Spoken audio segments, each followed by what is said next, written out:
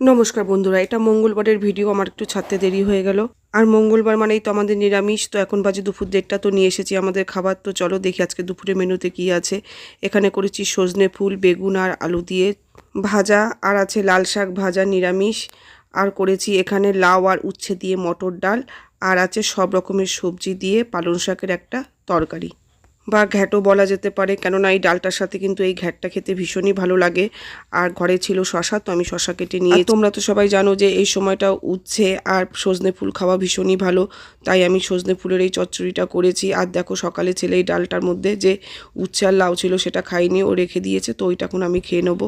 লাল শাক ভাজাটা দিয়ে জল বেরিয়ে গেছে, হয়তো আর একটু টানতো, কিন্তু খেতে খারাপ হয়নি, ভালোই লাগছে। আর এদিকে আমার ছেলের খেতে বসে তো ঘুম পেয়ে গেছে।